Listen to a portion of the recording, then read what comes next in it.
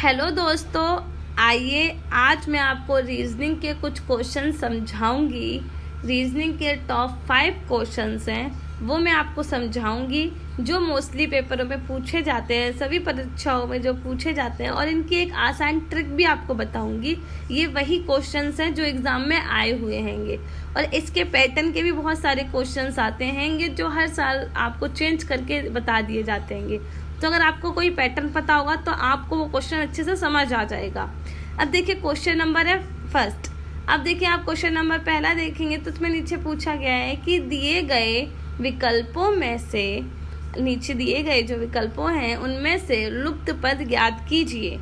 जो question mark है आपको बताना है वहाँ क्या आएगा। 2 और से 8 बना है तो आपको बताना है 26 से क्वेश्चन मार्क की जगह पे कौन सा ऑप्शन आएगा। अब देखिए सॉल्व करते हैंगे। आप देखेंगे 2 और 8 का कनेक्शन क्या है। 2 और 8 का कनेक्शन क्या है आप देख सकते हैं। अगर 2 को 4 से मल्टीप्लाई करेंगे तो 8 आ जाएगा, पर अगर हम 26 को 4 से मल्टीप्लाई करेंगे तो आंसर सही नहीं आएगा। इसलिए हम 2 को 3 से मल्टीप्लाई करके देखते हैं तो हमारा आया 6, और उसमें 2 ऐड करते हैं तो 8, हमारा ये सही आ गया। ऐसे ही हम करके देखेंगे 26 को अगर हम मल्टीप्लाई करेंगे 3 से तो हमारा आएगा 78। तो अगर 78 आया है, अब देखिए ऑप्शन में 78 नहीं है, पर अभी हमें इसमें 2 ऐड भी करना है।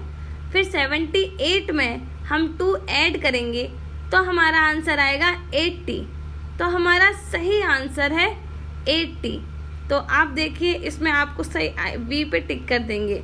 आई होप आपको ये क्वेश्चंस अच्छे से समझ में आया होगा। अगर आपको नहीं आया मैं आपको दोबारा से रिकैप करवा देती हूँ।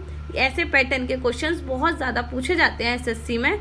देखिए आपको बताना है 2 से 8 का कनेक्शन क्या है, 26 से फिर क्वेश्चन मार्क में क्या आएगा, और आप 8 का कनेक्शन 26 से भी देख सकते हैं, और आपके नीचे ऑप्शन है। आई होप आपको समझ आया होगा। अब देखिए क्वेश्चन नंबर देखते हैं सेकंड। क्वेश्चन नंबर सेकंड में पूछा गया है यदि 14 #13 से हमारा 9 आ रहा है तथा 27 #36 से हमारा 18 आ रहा है, तो 46 #31 से हमारा क्या आएगा। अभी देखिए अभी इस क्वेश्चन में दे रखा है हैशटैग। आपको इस हैशटैग में आपको स्टार, डॉलर, @ कुछ भी सिंबल लगा के दे सकते हैं, तो आप उसमें कंफ्यूज मत होइएगा। आपको कोई भी सिंबल बना के दे देंगे, फिर भी आपको इस क्वेश्चन को सॉल्व करना होगा। चाहे आपका @ हो, चाहे हैशटैग हो, चाहे डॉलर हो, चाहे स्टार हो, कोई भी सिंबल हो आपको, तो आपको इसमें कोई भी सिंबल दे सकते हैं। अब देखिए इसको सॉल्व कैसे करेंगे। हम देखेंगे 14 और 13 का कनेक्शन 9 से कैसे बन सकता है।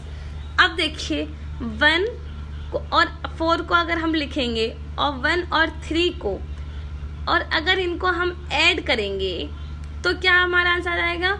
4 और 1 को ऐड करेंगे तो 5 है, और 3 और 1 को ऐड करेंगे तो 4 आएगा। फिर हम 5 और 4 को ऐड करेंगे तो 9 आ जाएगा। तो देखिए 9 आ गया है। ऐसे आप 27 का करके देखेंगे। 27 को आप लिखेंगे 2 और 7, फिर आप लिखेंगे 3 और 6, इनको आप प्लस करेंगे, फिर आपका क्या आएगा। अब देखिए 2 और 7 को प्लस करेंगे तो 14, और 3 और 6 को प्लस करेंगे तो आपका 9, और आप 7 और 2 को करेंगे तो 9 और 9 को आप ऐड करेंगे तो 18 आ जाएगा। ऐसे ही आपको ये करके देखना है 46 वाला। आप 4 और 6 और 3 और 1 लिखेंगे नीचे। आपने नीचे लिखा 4 और 6, फिर 3 और 1, आप इनको ऐड करेंगे तो क्या आएगा। 6 और 4 को ऐड करेंगे तो 10 आएगा। ऐसे ही आप 3 और 1 को ऐड करेंगे तो 4 आएगा। फिर आप 10 और 4 को ऐड करेंगे तो आपका आंसर सही आएगा 14। आपका करेक्ट आंसर है 14। आई होप आपको ये क्वेश्चन समझ आया होगा अच्छे से। आपको अगर ये क्वेश्चन समझ नहीं आया आप इसको फिर से आप रिकैप करके देख सकते हैं। अब क्वेश्चन नंबर देखते हैं थर्ड। इसमें आपसे पूछा गया है ADE का कनेक्शन आपका FGJ से कैसे है। फिर आपको बताना है कि KNO का कनेक्शन आपका क्वेश्चन मार्क पे कैसे आएगा। आपको ये बताना है। अब देखिए हम देखते हैं कि ए डी ई का कनेक्शन एफ जी जे से कैसे बनेगा।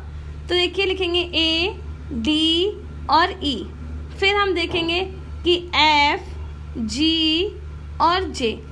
अब देखिए ए से एफ कितने नंबर पे आता है, ए से एफ आता है, आप देखेंगे उसमें बीच में काउंट करेंगे तो वो आता है 5 नंबर पे।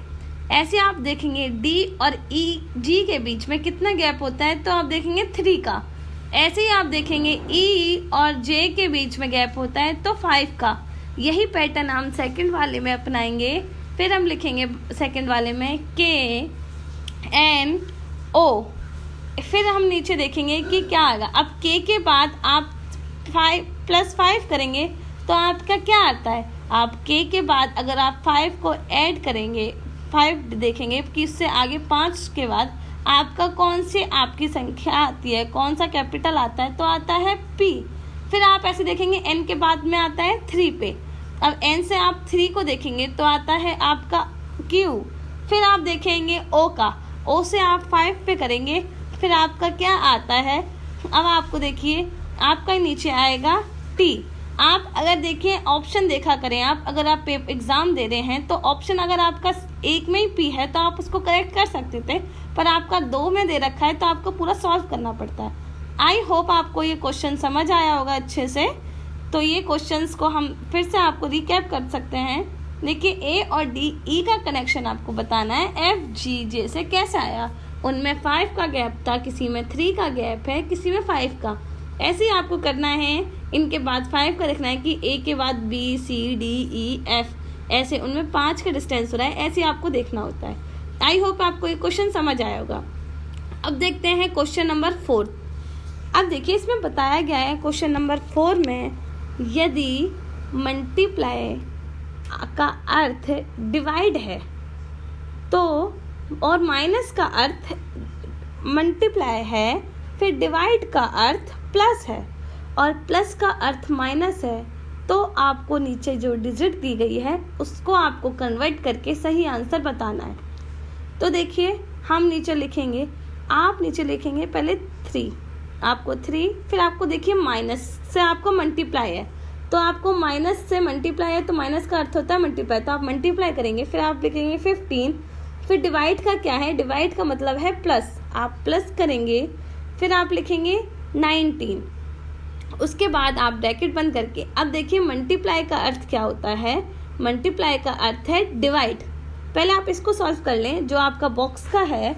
अगर आप 15 को आप ये देखेंगे कि 15 3 जा कितने होते हैं 45, और अगर आप 45 को ऐड करेंगे 19 से तो आपका आएगा। फिर हम आगे एक बार देखेंगे कि मल्टीप्लाई की जगह आप क्या लिखेंगे, मल्टीप्लाई का सिंबल है डिवाइड से, फिर प्लस का सिंबल आपको क्या कर रहा है माइनस से। अब देखिए फिर हम स्टार्टिंग से देखते हैं, सॉल्व करते हैं। 15 को अगर आप 3 से मल्टीप्लाई करेंगे तो पहले आप ये देखा करें हमेशा, क्योंकि इसका एक पैटर्न होता है कि पहले डिवाइड किया जाता है फिर मल्टीप्लाई, पर ये ब्रैकेट में है तो पहले ब्रैकेट का सॉल्व करेंगे। अब देखिए 15 को 3 से मल्टीप्लाई करा 14, एंड 14 में 19 प्लस करेंगे तो 64। अब देखिए फिर से आपको देखते हैं 64 डिवाइड 8 माइनस में 6 आपका ये है। अब आप देखिए आप इसको लिखते हैं 64 डिवाइड बाय 8 एंड माइनस में 6। अब देखिए पहले करेंगे हम डिवाइड, क्योंकि माइनस बाद में करते हैं। अगर हम 8 को 64 से हम डिवाइड करेंगे तो हमारा आएगा 8, फिर 8 में से अगर हम 6 को माइनस करेंगे तो हमारा आंसर आएगा 2, तो हमारा करेक्ट आंसर है 2।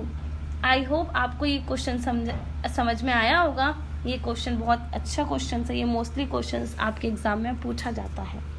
अब देखिए इसको रिकैप कर लेते हैं आप। अब देखिए जो ये आपको दे रखा है ना ऊपर, इसका आपको अर्थ दे रखा है कि अगर आपका जहाँ मल्टीप्लाई शो कर रहा है तो उसकी जगह आप डिवाइड लगाएंगे, तब आप सॉल्व करेंगे। ये क्वेश्चन आपको ऐसे पूछा जाता है, फिर आपको नीचे यही वाला सॉल्व करके आपको सही आंसर बताना है। आई होप आपको समझ आ गया होगा। अब देखते हैं क्वेश्चन नंबर 5। क्वेश्चन नंबर 5 देखते हैं। उसमें देखिए हमसे पूछा गया है, यदि 1 प्लस 4 से 9 आता है, और 2 प्लस 8 से 18 आता है, और 3 प्लस 6 से 15 आता है। तो 7 प्लस 8 से क्वेश्चन मार्क की जगह पे क्या आएगा, आपको ये बताना है। अब देखिए, अब हम देखेंगे 1 और उसको 4 को मल्टीप्लाई प्लस करेंगे तो 5 ही आता है, पर देखिए इसमें हमेशा डिवाइड पहले मल्टीप्लाई हुआ है, तो आप 4 को मल्टीप्लाई करेंगे 2 से तो 8 आ जाएगा, फिर 8 में 1 ऐड करेंगे 9, क्योंकि ये आपको पता होगा कि पहले हम डिवाइड करते हैं मल्टीप्लाई, फिर प्लस, फिर माइनस, पहले हम प्लस नहीं कर सकते हैं।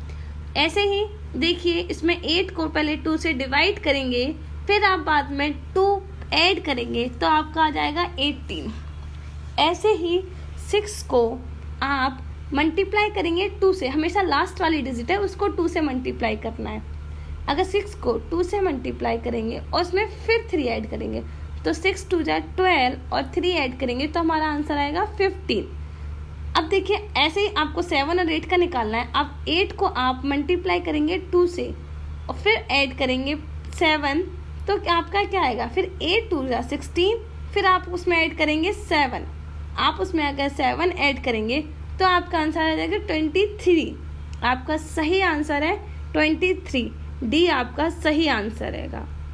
आई होप आपको ये क्वेश्चन समझ में आया होगा। अगर आपको ये क्वेश्चन समझ नहीं आया है तो आप इसको फिर से आप देख सकते हैं, मैं आपको इससे फिर से रिकैप करवा देती हूँ।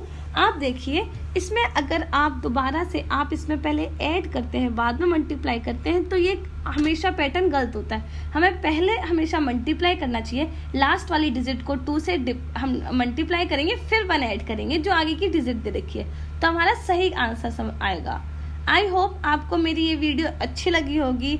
अगर आपको मेरी ये वीडियो अच्छी लगी है तो चैनल को सब्सक्राइब करिए, वीडियो लाइक करिएगा, और ऐसी ही वीडियो चाहिए आपको तो आप हमें कमेंट करके बता सकते हैं। Thank you guys.